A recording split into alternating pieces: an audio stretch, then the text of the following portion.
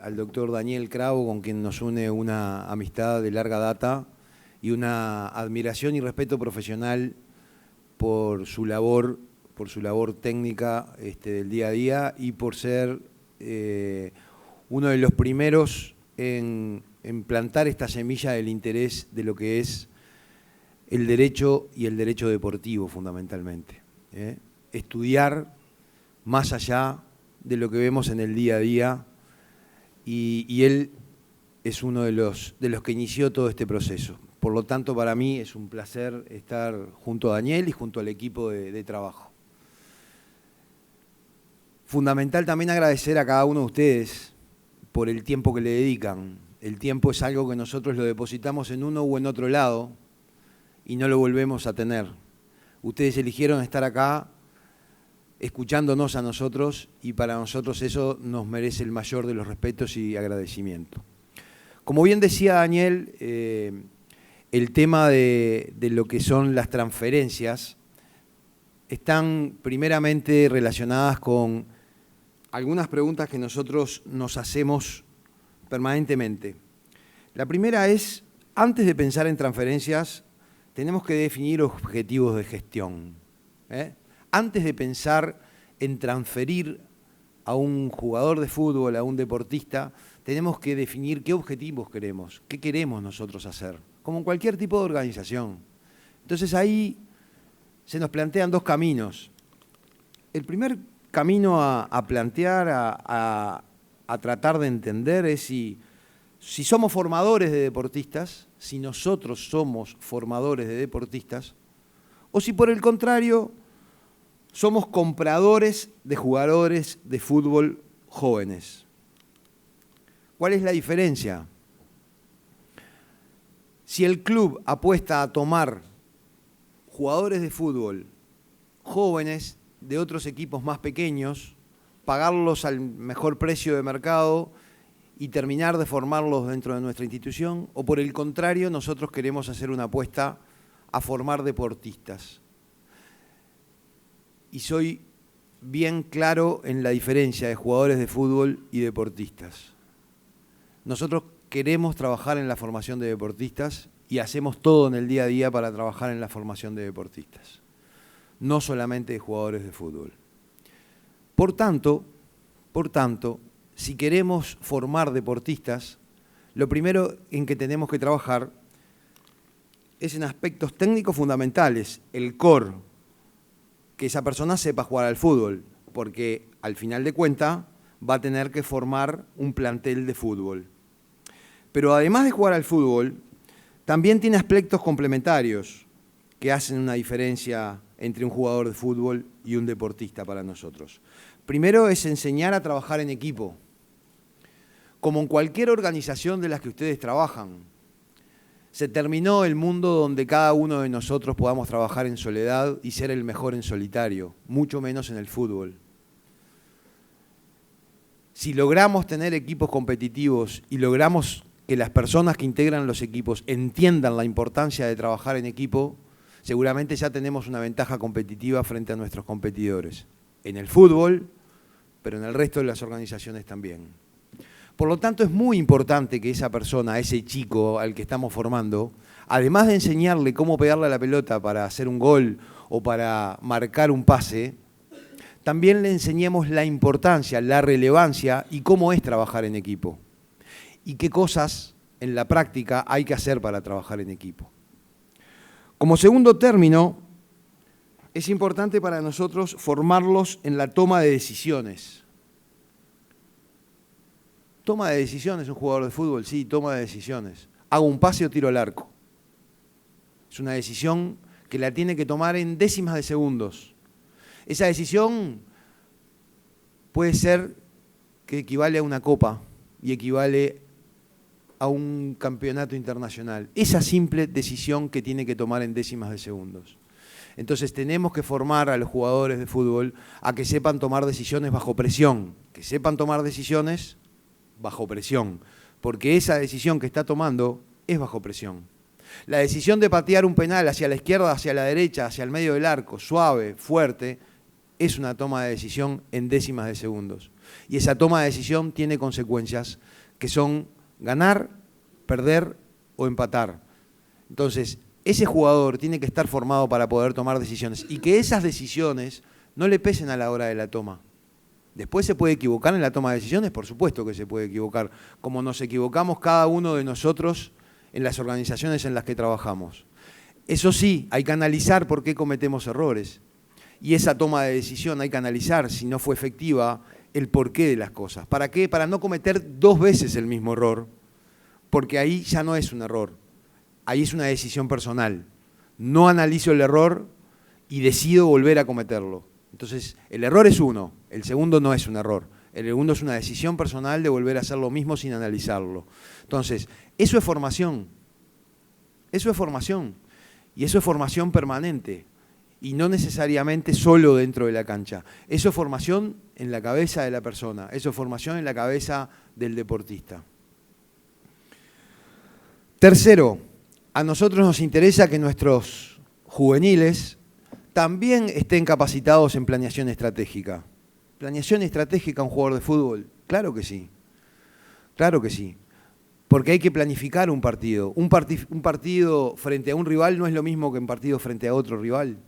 Es más, un partido frente al mismo rival jugado 2 veces no necesariamente tiene la misma planificación estratégica. Y hay que saber entender y leer a un técnico cuando nos pide determinadas cosas. Y eso es planificación estratégica. Y eso se prepara antes, no solo en la cancha. En la cancha las cosas ocurren, pero cuanto nosotros estemos más preparados para que ocurran de determinada manera, más posibilidades de éxito tenemos. Cuanto más improvisamos dentro de una cancha, al igual que cuanto más improvisamos dentro de una organización en la que nosotros trabajamos, menos posibilidades de un resultado exitoso y ni que hablar de un resultado eficiente o eficaz. También tenemos que enseñarle al deportista, no al jugador de fútbol, al deportista cómo alimentarse. Porque si después de un entrenamiento queda libre y va a un McDonald's y se come 2 Big Mac, esa alimentación evidentemente que atañe contra lo que es la vida del deportista. La vida profesional estamos hablando, ¿no? La vida profesional del deportista. Entonces, tenemos que capacitar a ese deportista para que sepa la diferencia en por qué tiene que comer determinado tipo de cosas después de un entrenamiento, los días previos del partido, cuando no está concentrado, cómo comportarse en su alimentación, cómo cuidar ese físico. Tenemos que capacitarlo a cómo descansar, cómo se descansa. Cosas que para nosotros son rutinarias y normales, pero claro, nosotros no nos dedicamos a una vida activa profesional del deporte. Entonces, cada una de esas cosas para un profesional de élite son relevantes, porque después esas son las determinantes a la hora de jugar dentro de la cancha. Y son diferenciales que uno le da y es posibilidad de que el rendimiento sea mejor o sea peor en esas pequeñas cosas. Entonces nosotros a nuestros juveniles también les hacemos talleres donde les enseñamos cómo se tienen que alimentar, cómo tienen que descansar. ¿Cómo hablar en público? ¿Cómo hablar en público? La mayoría de los chicos que se inician en el deporte no son seleccionados de los mejores colegios del Uruguay, en el caso del Uruguay. La mayoría son chicos que vienen de clase medio baja socialmente. Imagínense esos chicos que en poco tiempo pueden tener la posibilidad de estar jugando en un primer equipo y donde 10, 12 micrófonos le aparezcan de golpe y le enciendan las luces de una cámara, si no están preparados. Hay que preparar, hay que capacitar para saber qué decir, para saber cómo actuar en el momento que esas personas tienen que declarar. Porque declarar para un chico de estos es muy importante, pero no olvidemos que está representando a la institución. Cada palabra, cada gesto, cada mirada representa a nuestra institución. Entonces, hay que capacitar también a los juveniles para que sepan declarar y sepan cómo declarar. Y todo esto tiene relación con vender o no vender un jugador de fútbol. Ustedes dirán, pero si al final de cuentas hacen 9 goles, 10 goles, 11 goles, 20 goles en la temporada, lo van a venir a comprar. Sí, seguramente. Pero el producto final, el entregable final que uno está cediendo a otro lugar es completamente distinto a lo largo del tiempo. Si nosotros miramos pura y exclusivamente una transacción comercial por el éxito del resultado deportivo del momento, es una mirada corta. Es una mirada corta. Enseñamos al deportista que representa la institución las 24 horas, los 365 días del año, y no solamente cuando tiene la camiseta dentro del campo de juego. ¿Por qué? Porque ahora aparecieron estos aparatitos que son muy buenos para trabajar, pero que hacen mucho daño a la hora de la intimidad. Y mucho daño cuando uno quiere hacer daño. Son instrumentos dañinos cuando uno los utiliza para hacer daño. Y los deportistas están muy expuestos a la hora de su vida personal. Entonces es importante que ese deportista sepa que representa a la institución 24 horas, 365 días al año, y que su cuidado habla de sí, pero también habla de la institución a la que representa. Y finalmente completar todo esto con el desarrollo psicológico, porque esas personas de las que hablamos no necesariamente están capacitadas psicológicamente para poder soportar la presión que reciben, para poder ser exitosos fin de semana tras fin de semana. En el caso de Peñarol, que es una institución muy grande del Uruguay, se espera solo un resultado: ganar. Si no gana, fracasa. Si no ganamos, fracasamos. Si el presidente que estuvo hoy de mañana no tiene resultados deportivos satisfactorios para los socios, para esas 100.000 personas que pagan su cuota social y que tienen un ingreso muy importante dentro de la institución, fracasamos. Entonces, no da lo mismo ganar o no ganar, y esas personas sienten permanentemente la presión, como la sentimos nosotros, de que hay un solo resultado que la gente espera. Y el resultado que espera es ser mejor. Y se termina, se sale campeón, y como dijo el presidente, pasan 4 días y ya la gente está preguntando, ¿y qué viene? ¿Qué jugador viene a reforzar el equipo? ¿Y qué persona viene a hacer más goles? ¿Y cómo vamos a mejorar la defensa? Porque el defensa pasado le hicieron 3 goles por errores. En 72 horas del éxito, el éxito llevó 1 año. En 72 horas ya empiezan todas esas preguntas. Entonces imaginémonos si es importante la planificación estratégica, imaginémonos si es importante saber hacia dónde tenemos que ir, imaginémonos si es importante no improvisar en este tipo de cosas.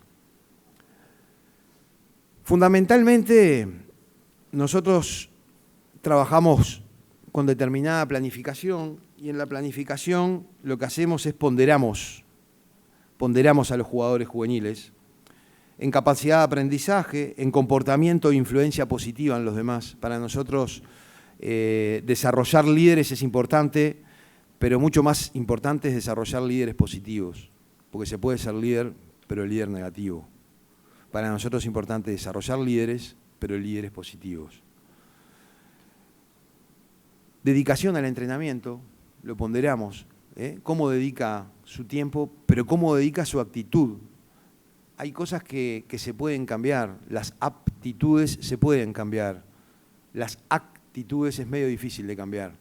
Si nosotros podemos capacitarnos para tener más aptitudes para lo que estamos desarrollando, pero si no tenemos las actitudes, si no tenemos los valores, si no tenemos el compromiso que nosotros queremos lograr, si no damos ese extraordinario para ser diferentes, evidentemente que vamos a ser uno más dentro de lo que es la competencia y la alta competencia, donde mucha gente está esperando la chance para el mismo lugar. Finalmente, Daniel, nosotros trabajamos en 5 áreas, que es la técnica, la táctica, la física, la mental y en lo invisible. ¿Qué es lo invisible?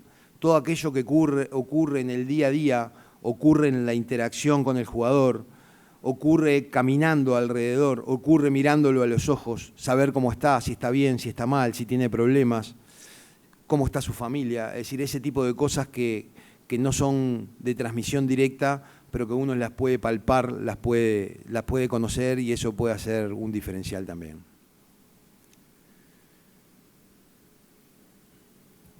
Bueno, Álvaro, eu Está claro que o Peñarol procura criar essa sensação de pertencimento no jogador.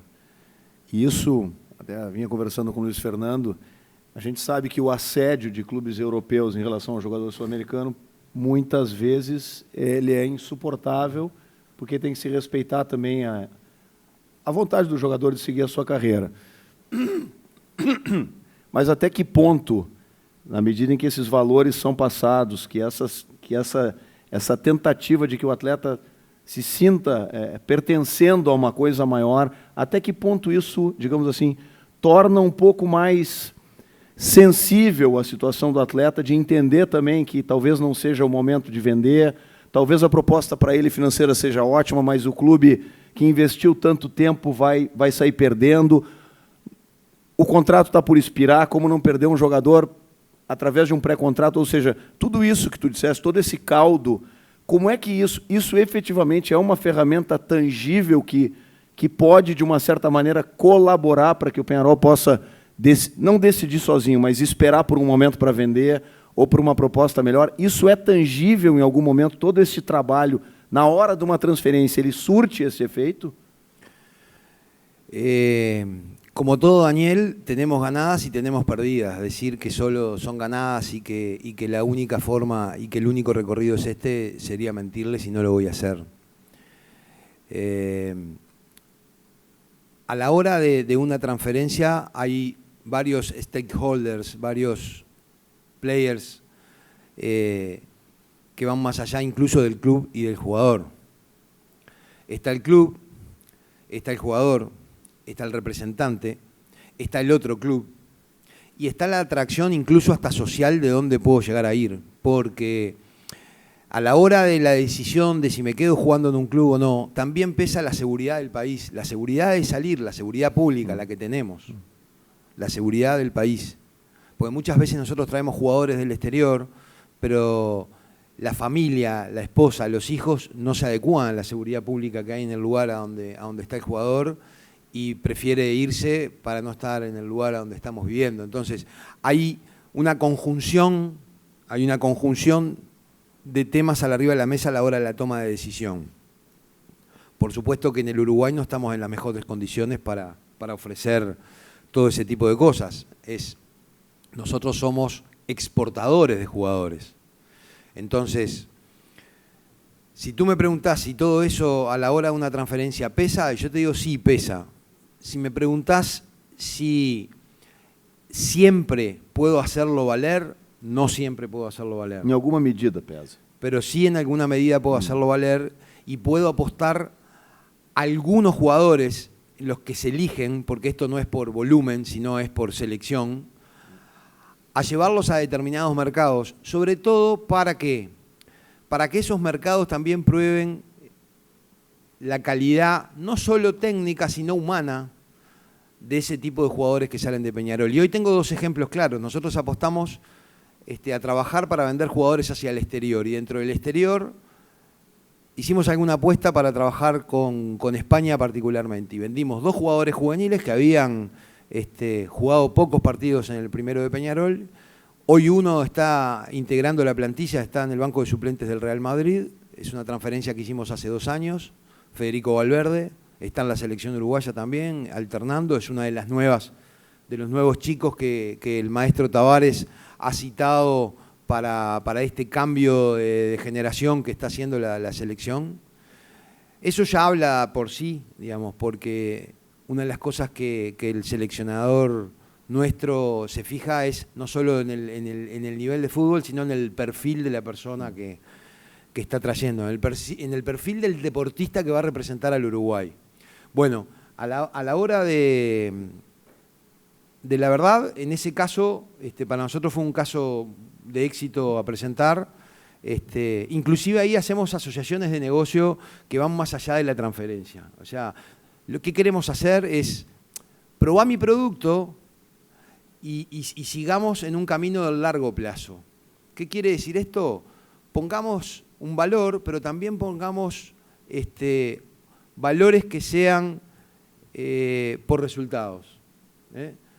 Si el jugador está en la primera plantilla del Real Madrid, tenemos un variable, que ya lo cobramos. Si el jugador, aparte de estar en la plantilla, juega X cantidad de partidos, entendiendo por partidos más de 45 minutos, tenemos otro variable. Y así sucesivamente con variables que son de éxito. ¿Para qué? Para hacer asociaciones de negocio de largo plazo. No es te vendo un producto, que de hecho no lo es, y si te va bien, tenés mucha suerte, y si te va mal, el problema es tuyo. El problema es de los dos. Entonces los dos estamos asociados en que eso sea de valor agregado. Yo voy a estar preocupado para que ese chico le vaya bien, el chico va a estar preocupado por sí, y el club que lo está hoy en día desarrollando, porque también lo terminan de desarrollar como persona y como jugador de fútbol, está en esta asociación de negocios.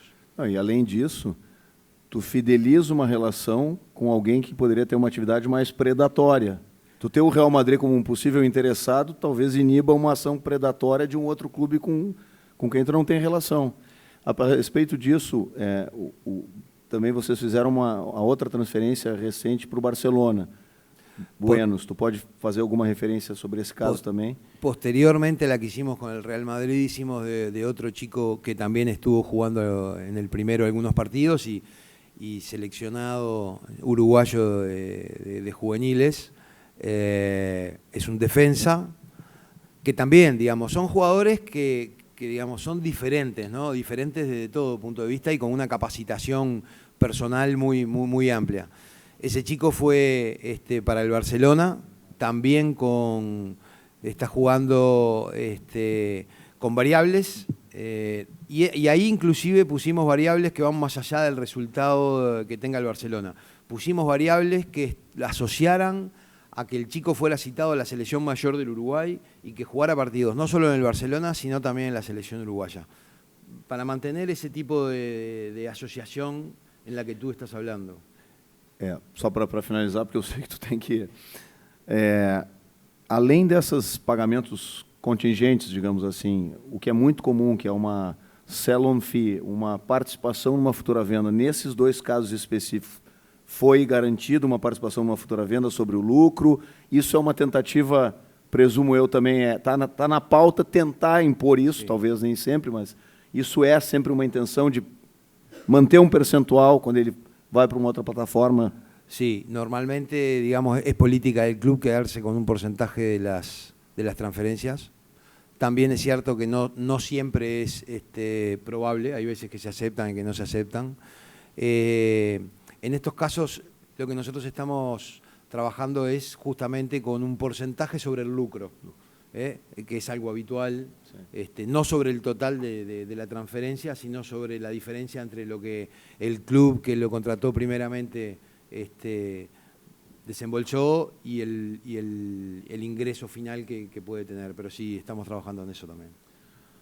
Álvaro, sei que em razão do teu compromisso de voo, eu agradeço. Se tu quer fazer mais alguma consideração final, mas eu te agradeço muito pela presença, por dividir com a gente todos esses conhecimentos e nos mostrar como é que o Peñarol tem feito, e seguramente é um dos clubes que mais forma jogador, utiliza esses jogadores, provê a seleção uruguaia e depois acabam esses jogadores tendo sucesso no exterior. Se quiser fazer alguma consideração final... Simplemente agradecer el tiempo, agradecer que ustedes tengan interés en estos temas. Creo que hay mucho espacio en nuestras latitudes para poder aprender, desarrollar, escuchar, intercambien todo lo que puedan, experiencias. Todos nos enriquecemos de todos, así que simplemente eso. Muchas gracias, que terminen una linda jornada y nuevamente gracias a Daniel.